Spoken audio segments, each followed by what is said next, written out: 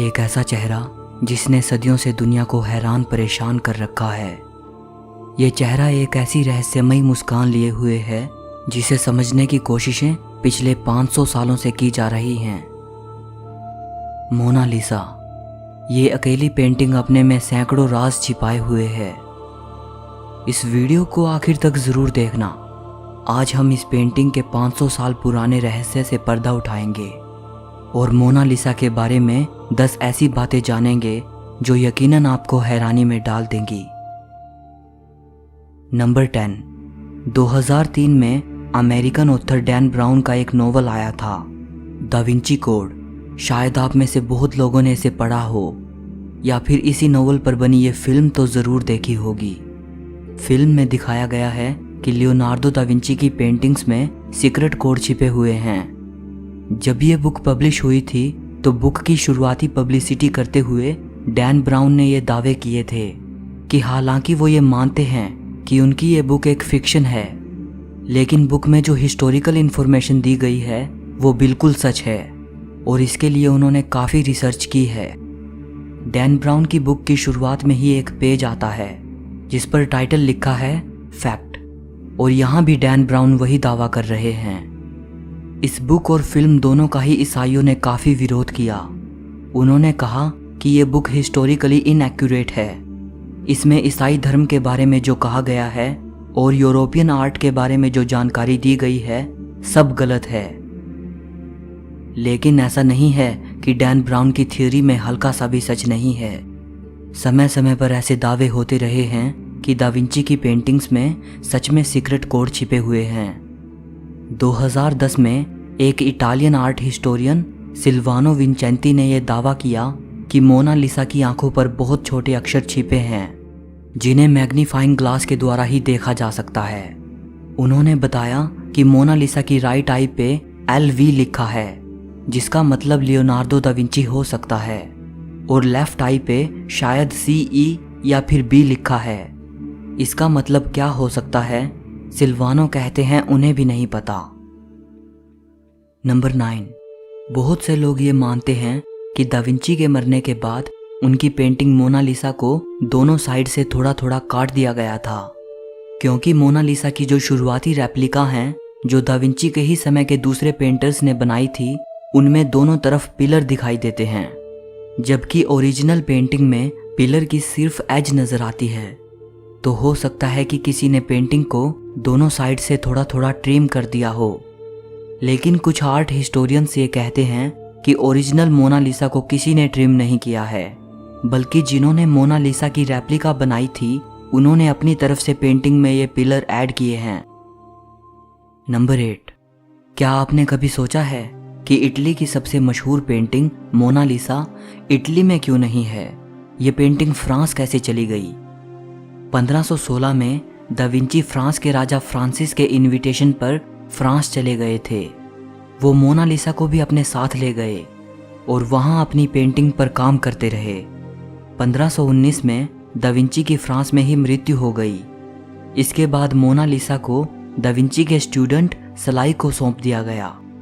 ये कहा जाता है कि सलाई ने ये पेंटिंग किंग फ्रांसिस को बेच दी।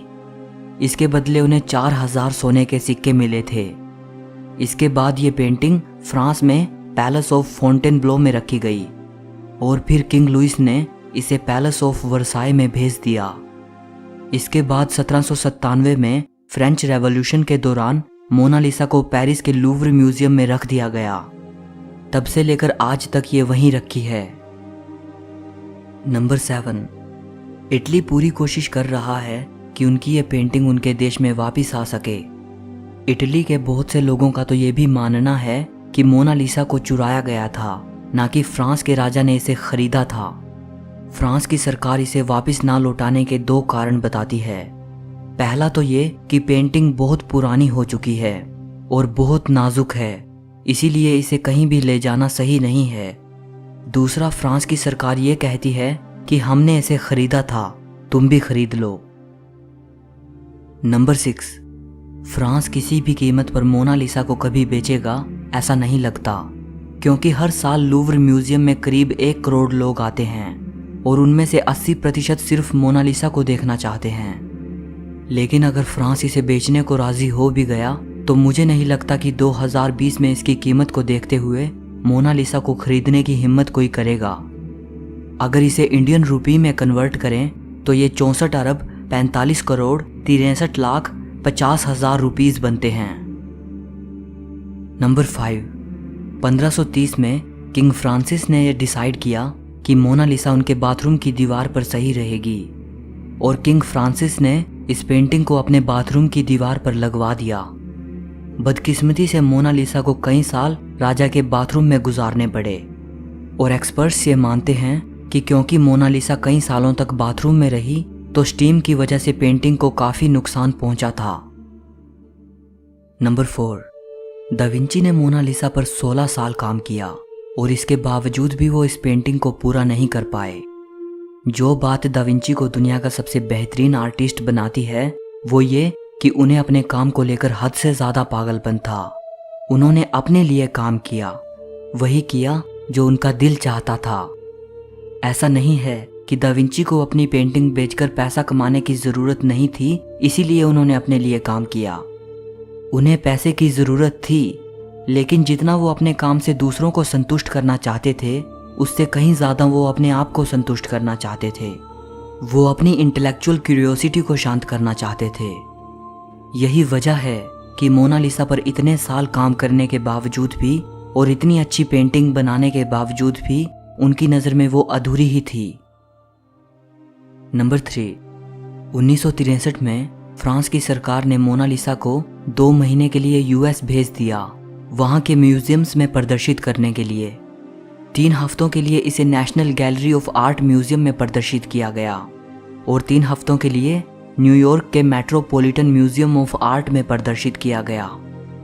एक व्यक्ति को सिर्फ 20 सेकंड्स का समय मिलता था मोनालिसा को देखने के लिए और आपको जानकर हैरानी होगी कि उस दौरान इतनी लंबी लाइन लगती थी कि इस पेंटिंग की एक झलक भर पाने के लिए एक एक व्यक्ति को 2-2 घंटे इंतजार करना पड़ता था।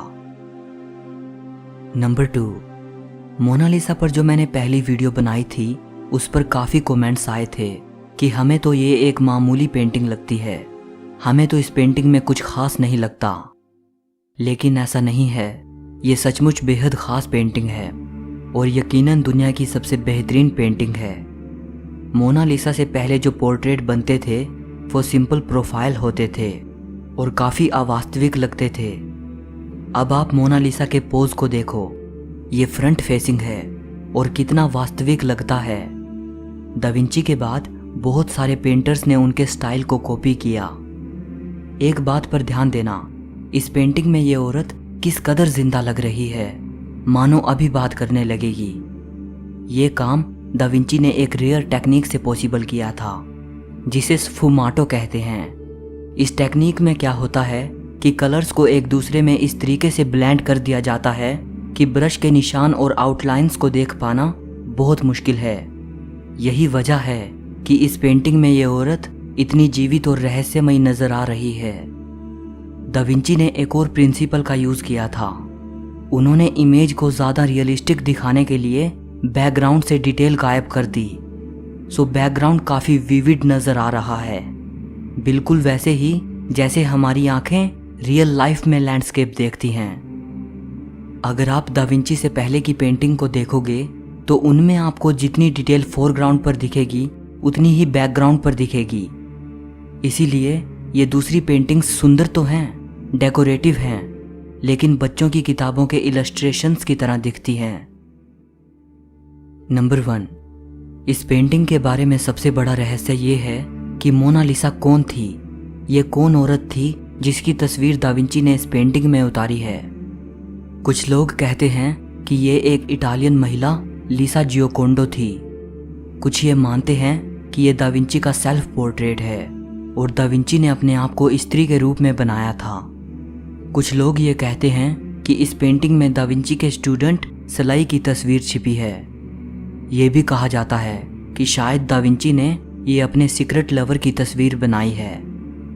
इसके अलावा भी मोनालिसा की आइडेंटिटी को लेकर बहुत सारे अनुमान लगाए गए हैं, लेकिन सच क्या है ये जानने के लिए हम हिस्ट्री में 500 साल पीछे दा विंची के टाइम में चलते हैं। मोनालिसा के बारे में सबसे पुरानी जानकारी दा विंची के स्टूडेंट सलाई के निजी पत्रों से मिलती है। सलाई ने अपने पत्रों में लिखा है कि 1524 में उनके पास ला जियोकोंडा नाम की एक पेंटिंग थी जो दा विंची ने मरते वक्त उनको सौंपी थी। सलाई के पत्रों में मोनालिसा नाम का जिक्र कहीं नहीं मिलता। अब सवाल ये उठता है कि सलाई अपने पत्रों में जिस पेंटिंग की बात कर रहे हैं क्या वो मोनालिसा ही थी? 1550 में एक इटालियन आर्ट हिस्टोरियन जॉर्जियो वसारी ने दा विंची की बायोग्राफी लिखी थी। उसी बायोग्राफी में हमें सबसे पहली बार मोनालिसा ये नाम सुनने को मिलता है। वसारी ने लिखा है कि दा विंची ने फ्लोरेंस के एक व्यक्ति फ्रांचेस्को डेल जियोकोंडो की वाइफ मोनालिसा का चित्र बनाया था। इटालियन भाषा में मोना का मतलब मैडम और माई लेडी होता है। सो यहाँ वसारी कह रहे हैं कि दा विंची ने फ्रांचेस्को की वाइफ मैडम लीसा की पेंटिंग बनाई थी। अब बहुत से स्कॉलर ये कहते हैं कि वसारी की बातों पर आसानी से यकीन नहीं किया जा सकता, क्योंकि वसारी ने दा विंची की जो बायोग्राफी लिखी थी वो दा विंची के मरने के 31 साल बाद लिखी थी। तो हो सकता है कि वसारी के पास इस पेंटिंग के बारे में फर्स्ट हैंड इंफॉर्मेशन ना हो। 2005 में जर्मनी की हाइडेलबर्ग यूनिवर्सिटी के एक स्कॉलर ने एक 500 साल पुरानी किताब के अंदर एक छोटा सा हैंड रिटन नोट खोज लिया। ये नोट 1503 में लियोनार्डो दा विंची के ही समय के एक व्यक्ति अगोस्तिनो वेस्पुची ने लिखा था। दरअसल इस किताब के जिस पेज के साइड में वेस्पुची ने यह नोट लिखा था उस पेज पर एक बहुत पुराने ग्रीक पेंटर अपेलिस का जिक्र आता है और वेस्पुची दा विंची को अपेलिस से कंपेयर करते हैं। इस नोट में उन्होंने लिखा है कि 1503 में Leonardo da Vinci लीसा del Giocondo नामक औरत की पेंटिंग बना रहे थे। सो यहाँ हमें यह कंफर्म हो जाता है कि फ्लोरेंस के व्यक्ति फ्रांचेस्को डेल जियोकोंडो की पत्नी लीसा डेल जियोकोंडो ही मोनालिसा थी और लियोनार्डो दा विंची इसी औरत का चित्र बना रहे थे। सो अब ये रहस्य तो सुलझ गया है कि मोनालिसा कौन थी। लेकिन पेरिस के लूव्र म्यूजियम में जो ये दुनिया की सबसे मशहूर पेंटिंग रखी है जिसे सालों से हम मोनालिसा समझते आए हैं, क्या यही वास्तव में मोनालिसा है? नहीं, अभी कुछ ही साल पहले हमें एक ऐसी चीज मिली है जिसने एक और बड़ा रहस्य उजागर किया है। अगर आप ये रहस्य जानना चाहते हैं तो इस वीडियो को लाइक करके मुझे बताएं। और नए व्यूवर्स से मैं कहना चाहूँगा कि अगर आप ऐसी ही इंटरेस्टिंग वीडियोस देखना चाहते हैं तो चैनल को सब्सक्राइब करके घंटी को ज़रूर दबाएं। इससे मेरी नई वीडियो का नोटिफिकेशन आपको मिलता रहेगा।